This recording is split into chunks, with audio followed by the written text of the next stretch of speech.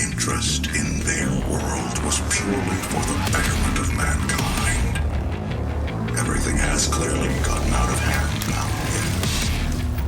But it was worth the risk, I assure you.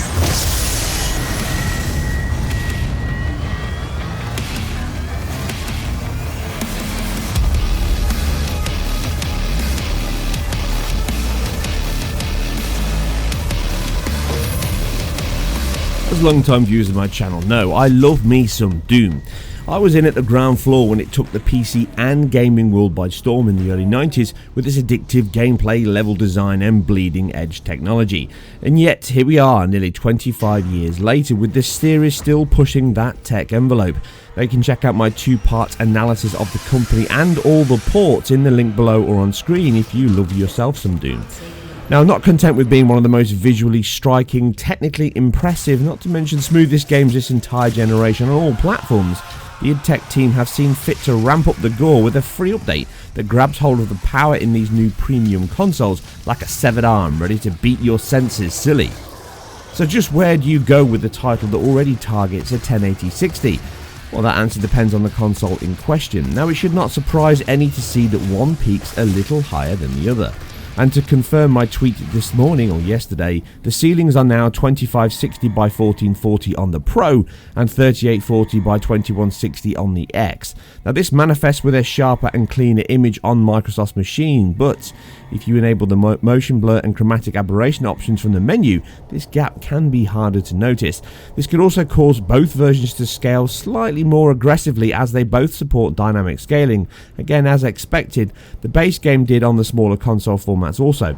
And like my PS4 analysis at launch, the Pro only appears to scale the horizontal axis, leaving you with a 1440 height at all tested sections, but the width can dip to an approximate low of 2170 by 1440.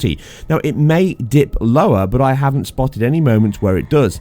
Now this means the resolution is increased by 78% over the highest point on the PS4 and around the same at its lowest.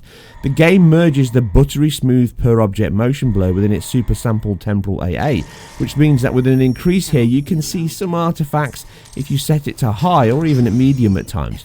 Now if you set this to medium or low or even off, then you'll be able to appreciate the increase in resolution much more.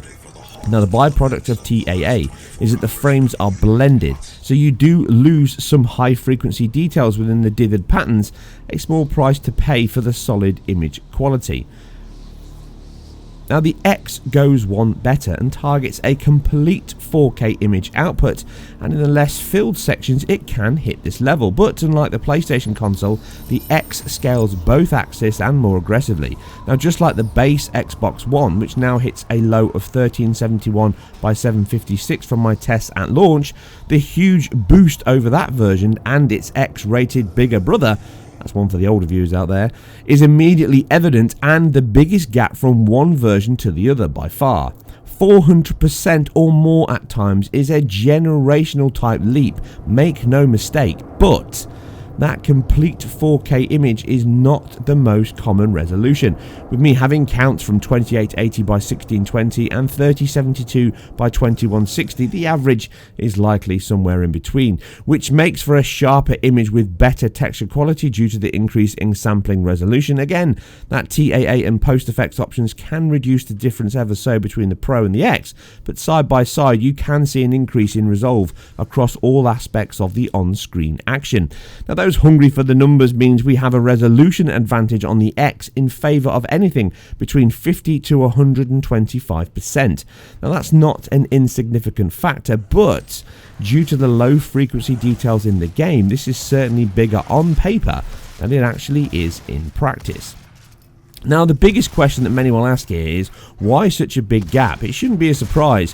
I've been talking about this way before the console's launched. The biggest deficit the Pro has to the X is that memory, both bandwidth and size. Remember, the X has 3.5 gigabytes dedicated to video games or applications over and above what the Pro has. That's nearly double the amount that's being used for video rendering, give or take, probably around 70%.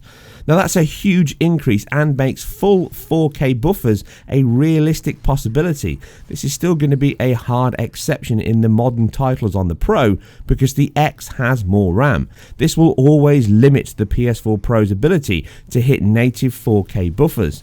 That doesn't make it bad in any way, it just means it's not able to hit these levels as often as the X is in modern titles.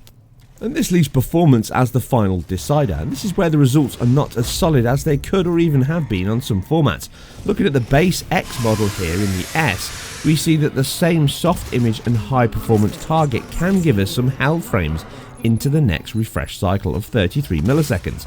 Now this can cause dips into the low 50s and even high 40s at times, something that is evident even without a frame counter, as my own software shows here, the frame time and that all important real-time average. Now this happens during all combat sections. It's far from a deal breaker, but it's not ideal and was a visible benefit the PS4 version had over the Xbox One. Now this situation is not fully resolved here now with the X. Before the patch, the 1080 limit allowed the performance to be near rock solid. Now with a vast leap in pixel count and accompanying GPU and bandwidth fill rate, we see performance that is better than base, but not a lock 60.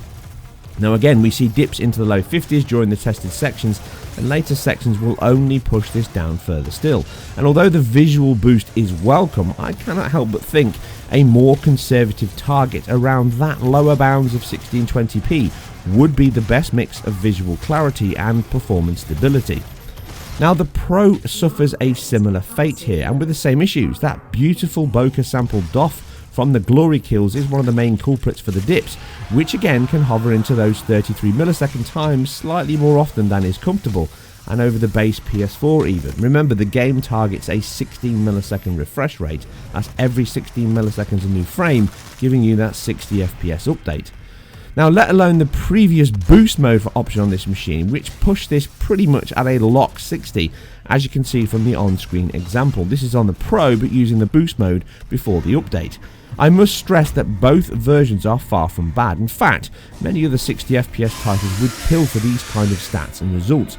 With Doom though, and IDtech as a whole, my expectations are a little higher, and I welcome the love and tweaking the team have done here to use the performance available, but with a small menu option to choose between 1080 or the higher resolution option would be my preferred answer to those that wish to have more frames over more pixels.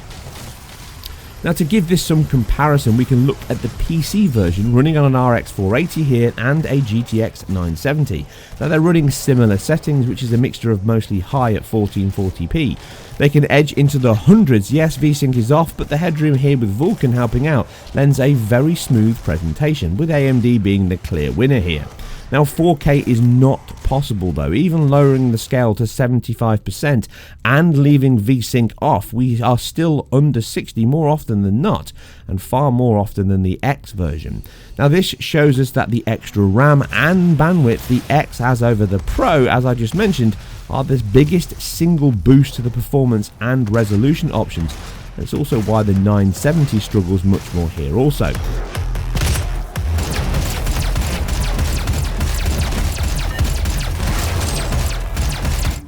I just love the game and the engine, as it has no fixed limit of update and is happy to scale as fast as your machine can allow, it seems, which makes it a superb benchmark for sheer throughput among all of its other benefits.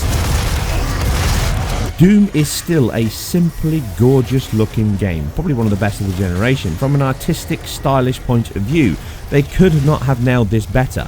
The special effects work team here also deserves special mention, from exploding giblets, particle eruptions, physical destruction and all manner of supernatural and impressive effects. It is truly a powerhouse that carries the Doom tradition aloft into the modern age with grace.